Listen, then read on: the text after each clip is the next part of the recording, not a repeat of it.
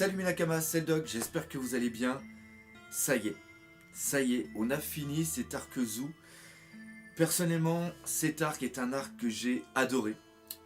Au niveau du manga, ça a été excellent, mais au niveau de l'animation, pour moi, ça a vraiment donné un renouveau au niveau de One Piece par la Toei, et ça, c'est vraiment excellent. Même si la semaine dernière, j'ai craché sur l'épisode, globalement, je dirais que j'ai vraiment pris énormément de plaisir à regarder cet arc en anime. Cet épisode vient un petit peu clôturer cela, nous donner plein d'espoir pour la suite. Mais moi, ce qui m'a beaucoup touché, c'est que on est sur la fin de quelque chose. On est aussi en train de dire au revoir à une partie de l'équipage. Même si un anime est une autre vision de One Piece, c'est une vision faite par des animateurs, c'est une vision qui est beaucoup plus vivante par rapport au dynamisme, par rapport aussi aux musiques. Et personnellement, c'est ce que j'ai ressenti dans cet épisode. On le sait que l'équipage est en train de s'éclater en plusieurs groupes, même je dirais en deux groupes. Il y a un groupe qui va aller vers Wano Kuni et il y a un groupe qui va aller à Toadland pour aller récupérer justement Sanji, et on sait que ça va durer quand même un certain temps. Donc, c'est-à-dire qu'il y a une partie de l'équipage, et dedans on a Franky, on a Robin, on a Usopp et on a aussi Zoro, et ces personnes-là, eh bien, on va peut-être être pendant un an et demi sans les voir. Et encore une fois, moi personnellement, ça fait plus de 10 ans, je dirais même que ça fait 15 ans que je suis les aventures de One Piece. Je me suis attaché à eux. Et me dire dans ma tête que pendant près d'un an et demi, je vais ne plus avoir de nouvelles de certaines personnes, eh ben, ça me fait bizarre. Et le fait que ça tombe à la fin d'un arc vient aussi rajouter un petit peu d'émotion. C'est la fin de quelque chose et on va vers autre chose. Et il y a toujours ce petit moment de transition qui vient nous chercher, parce qu'on sait qu'on va avoir pas mal d'informations. À chaque fois, c'est ça qui s'est passé à chaque fois qu'on est à la fin d'un arc. On a un autre arc qui commence, et entre les deux, il y a plein de révélations qui viennent nous sauter à la gueule. Et là, on se dit, mais putain, vers où on va? Même si personnellement, je sais ce qui va se passer, vu que je suis le manga. Mais je l'ai ressenti au niveau de cet épisode, et heureusement il y a eu des passages marrants, le passage avec Nami, et surtout l'insouciance de Luffy quand il y a justement ce départ où il saute de la falaise, du haut de Zouk carrément, et ça vient te chercher un petit sourire, mais au fond de toi t'as pendant qu'il tombe. Donc ouais, cet épisode, je l'ai beaucoup aimé, d'autant plus qu'il est fidèle point par point, case par case au chapitre. Et c'est ça qui a été génial avec cet épisode, car il est hyper fidèle et il est en totale contradiction par rapport au précédent. Et même le résumé de l'épisode précédent se suffit à lui-même pour expliquer ce qui s'est passé. C'est-à-dire que tout l'épisode qu'on avait eu juste avant a été réduit ici, et c'est amplement ce qu'il fallait. C'est ça qui est bien. Et en plus, là, on a vraiment un épisode, le 776, qui correspond à la totalité du chapitre 822. Le début de cet épisode commence par une petite conversation entre le médecin Book, dont je me rappelle plus le nom, et Chopper. Il explique un petit peu comment faut faire les bandages, et il y a un truc qui est vraiment important, c'est que le Book s'aperçoit que Zunisha, ce n'est pas qu'une île, ce n'est pas qu'un objet qui se déplace, c'est quelqu'un qui est une entité, c'est quelque chose de vivant, et ça il l'avait un tout petit peu oublié. Et justement, c'est une très très bonne question, pourquoi se déplace-t-il depuis autant de temps? Qu'a-t-il fait réellement pour mériter une telle punition? Les Ming sont dessus depuis combien de temps? On sait que c'est un millénaire et non pas plusieurs millénaires, comme ça avait été dit dans cette vidéo. Et il y a un autre point pour moi qui est important, c'est tout simplement le statut de Chopper. On sait que Chopper est un animal et que il peut parler avec tous les animaux. Cependant, il n'a pas entendu Zunisha quand celui-ci a hurlé.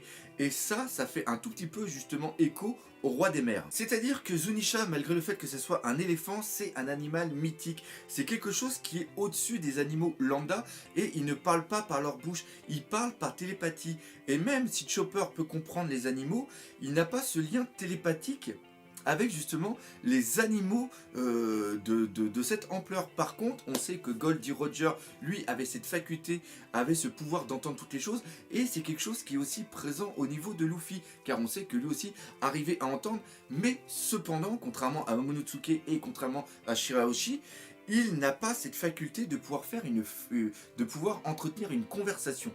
Voilà.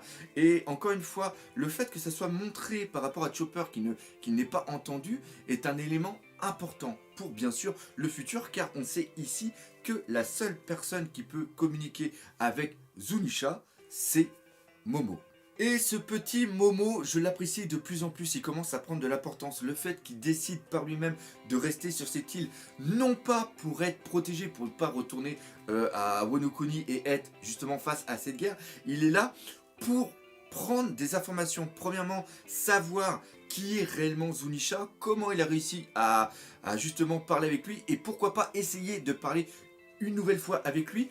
On sait aussi qu'il y a un road poneglyph qui est présent et que celui-ci a été créé il y a 800 ans. Et comme Zunisha, lui, erre depuis un millier d'années, eh bien, il a été là justement quand le road poneglyph a été mis sur place. Et là, il y a peut-être des informations par rapport à l'histoire, il y a des informations aussi par rapport au poneglyph. On ne sait pas comment, aussi, comme j'ai dit tout à l'heure, les Ming sont arrivés.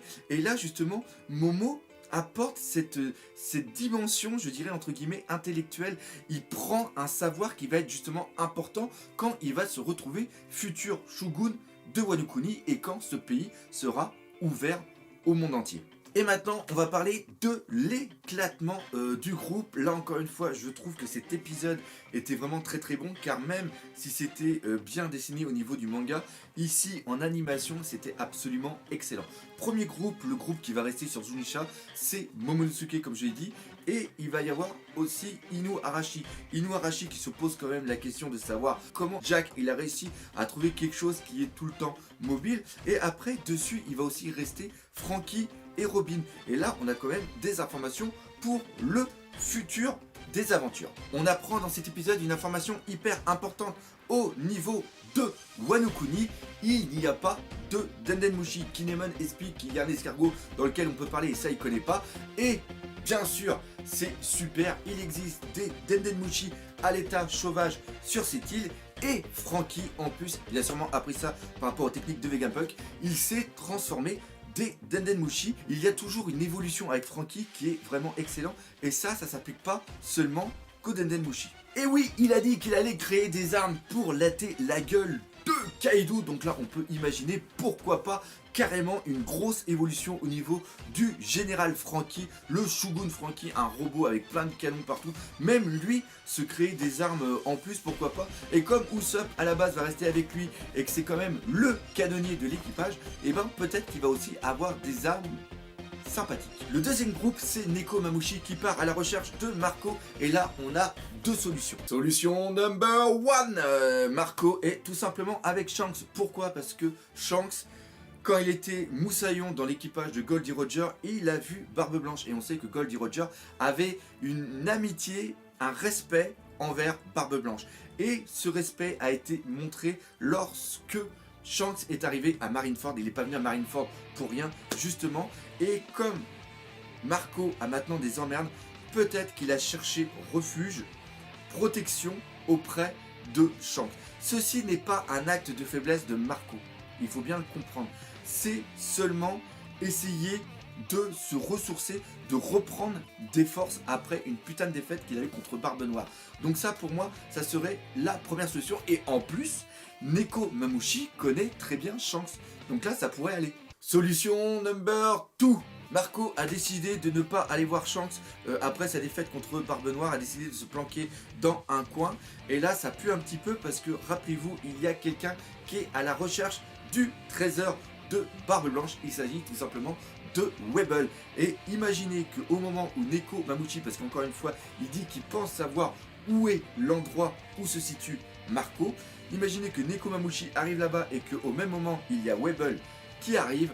Franchement, ça peut chier un tout petit peu sa race. Le troisième groupe, c'est tout simplement Zoro, Law et Kinemon avec Kenjuro, le reste de l'équipage de l'eau et peut-être aussi un membre des Mugiwara, je ne sais pas encore qui, vont aller au niveau de Wano Kuni pour commencer justement à préparer cette rébellion, à préparer cette guerre civile qu'il va y avoir au niveau de Wano Kuni. Et là, Zoro nous a donné une très grosse information. Il a dit à Luffy, t'inquiète pas, moi je vais te les ramener, je vais réussir à rallier plein de samouraïs à moi. Et là, donc, on a un putain de teaser par rapport à ce qui va se passer au niveau de Wano Kuni. C'est tout simplement Zoro, c'est la badassitude à l'état pur. Donc il va aller voir certains shoguns, enfin certains pas shoguns, mais certains samouraïs qui ont des clans, qui vont être à la tête de certains clans, qui vont avoir peut-être des doutes pour justement rallier le clan des Kusuki avec Kinemon. Et bah, Zoro il va dire bah c'est simple, je te provoque en duel et si tu perds bah tu viens avec moi. Et là Zoro il va gagner au moins une vingtaine, une centaine de duels à la suite hein, quand même, parce que autant être badass, autant le faire dans l'extrême. Et justement quand tout le monde va revenir au niveau de Wano Kuni, et bien Zoro va être à la tête d'une putain d'armée qui sera bien sûr une future constituante de la flotte de Luffy. Et ça personnellement je le sens bien. Voilà, Oracle Doc, je suis là. Et le quatrième groupe, c'est tout simplement ceux qui vont aller au niveau de Whole Cake Island. Et là, on a qui? On a Chopper, Brook, Nami, Luffy, Pedro et aussi Pecoms. D'ailleurs, il doit y avoir un petit lien entre Pecoms et Pedro. Parce qu'il dit, je te connais depuis très longtemps. Donc comme je l'avais dit une fois, il y a très longtemps, je sens une petite relation frère entre les deux.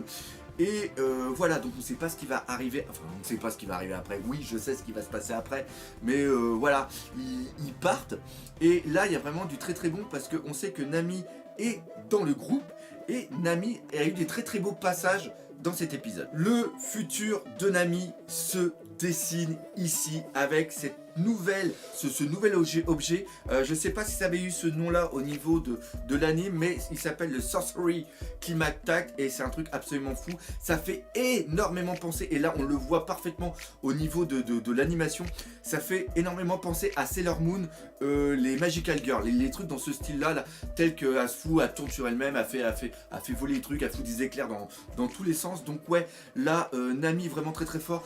L'évolution de Nami, on peut en faire une grosse vidéo. D'ailleurs j'ai fait une théorie là-dessus et je vous invite à la regarder. Je viens de la regarder, elle est encore d'actualité et je l'avais fait, cette théorie là je l'avais fait justement après le chapitre 822. Donc pour ceux qui ne l'ont pas encore vu, je vous conseille, vous ne ferez pas spoiler du tout. Et ouais, alors par contre quand j'avais vu le chapitre, je trouvais que l'objet avait une connotation phallique vraiment énorme. Là, dans l'anime, c'est encore plus flagrant, le fait qu'elle le tienne entre ses seins, le fait que ça monte, que ça grandisse, que ça descende et tout ça, qu'elle ait ce regard et tout. Ouais, c'est pour ceux qui n'ont pas compris ça, retournez jouer au Lego parce que vous n'avez rien à faire dans ce monde-là, ou alors c'est parce que vous êtes vraiment trop jeune. Mais ouais, il y a des grosses... Les mecs se sont fait plaisir. Ils m'ont fait plaisir aussi, je dois bien l'avouer. Par contre, ce qui sauve le truc, c'est le fait qu'il soit de couleur jaune. Dans le manga, il était de couleur noire, donc c'était encore plus phallique, je le dirais, que là, de couleur jaune, avec des petites rayures blanches, ça passe bien, ça passe bien.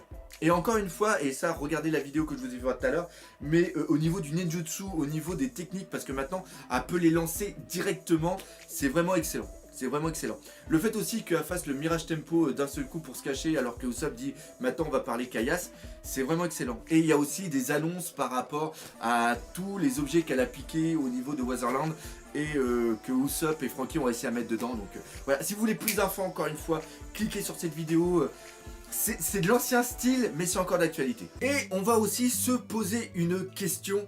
Où est cette carotte ? Alors la réponse qui peut venir à tout le monde, c'est tout simplement DTC. Voilà, je ne pouvais pas m'empêcher de la faire.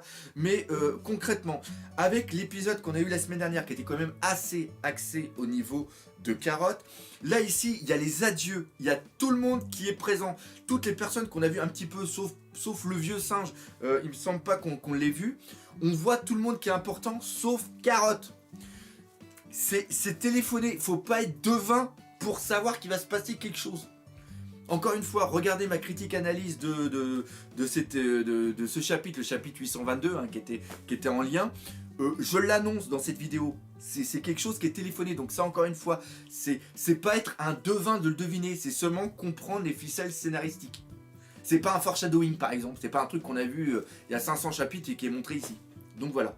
Donc Carotte, pour ceux qui l'aiment bien, vous avez bien fait de l'aimer. Et je viens de m'apercevoir que j'ai complètement oublié de parler de Pecoms, qui a le fruit du démon, le Kamekame no Mi, le fruit du démon de la tortue, et qui peut avoir une carapace en diamant, ce qui est complètement useless. Quand on voit comment au niveau de Marineford, le mec avait le paramécia du diamant s'est complètement fait rétamer la bouche, hein. Après il est quand même transporté sur le dos, hein, puis il lui manque quand même un petit peu de bras. Le diamant c'est plus ce que c'était. Ou au moins dans One Piece, le diamant, pareil, je sens que Zoro couper du diamant, pour lui ça doit être hyper facile. Donc là, Pecoms, t'as intérêt de trouver autre chose pour être un petit peu plus badass, parce que là, c'est un petit peu moyen. Et d'ailleurs, on remarque que ce personnage, au niveau badassitude du lion, c'est pas terrible. Tu vois, il a pas la gueule de Sicilian par exemple. Il a une gueule complètement, il a une crinière jaune complètement bizarre. Il est gros et tout petit. Encore une fois, c'est un effet comique qui est par rapport à ce personnage, mais je ne doute pas que Ichiroda va avoir, par rapport à ce fruit du démon, une très très bonne utilisation. Mais là, pour l'instant, l'utilisation de Pecoms, moyen. Même s'il avait quand même réussi à faire mal à Caribou. Mais encore une fois, Caribou, voilà quoi. Et voilà, c'est là-dessus que se termine cette critique analyse d'épisode. J'espère que vous l'aurez bien apprécié. Si c'est le cas, comme d'habitude, n'hésitez pas à partager, parlez-en autour de vous, laissez des commentaires et défoncez la gueule de ce putain de pouce bleu. Et nous, comme d'habitude, on se dit à bientôt pour de nouvelles aventures One Piece. Et n'oubliez pas, le plus important, One Piece existe.